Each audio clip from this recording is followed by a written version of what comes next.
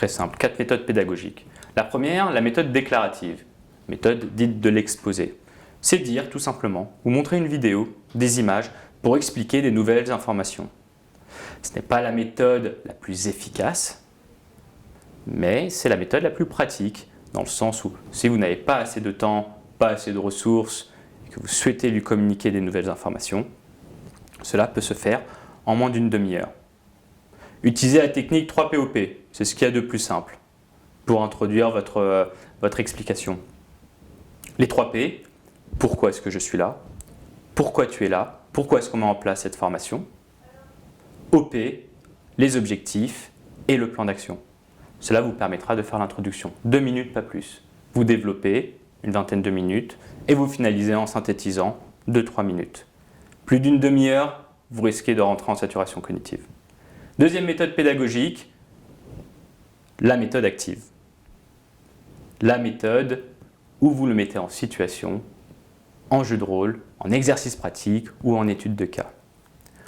Plus important dans cette méthode, c'est d'être clair dans ses consignes. Très clair, très concret, très concis. Comme un objectif SMART, donner une consigne SMART et poser une problématique. On veut le voir réfléchir, on veut le voir s'adapter, on veut le voir trouver une solution. Un peu plus long pour mettre en place, cela demande une certaine ingénierie, cela vous demande plus de temps afin de faire un retour d'expérience par la suite. Troisième méthode, méthode démonstrative. C'est simple, on lui montre les gestes, on lui montre ce qu'on attend de lui, il observe et on décrit tout ce que l'on fait. C'est important. Finissez la méthode démonstrative en échangeant avec votre collaborateur, il faut qu'il verbalise son expérience lorsqu'il observe. Maître des mots passe par la cognition, fait apprendre. Dernière méthode, interrogative.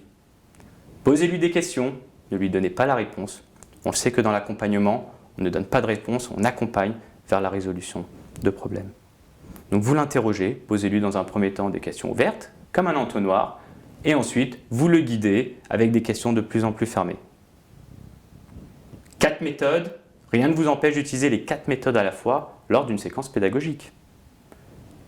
Du déclaratif pour expliquer les premières notions, de l'actif pour le mettre en situation, un retour d'expérience bien évidemment, du démonstratif pour finaliser votre séquence pédagogique, et si vous sentez qu'il n'a pas compris toutes les notions que vous souhaitiez transmettre, une méthode interrogative pour qu'il puisse trouver la solution lui-même.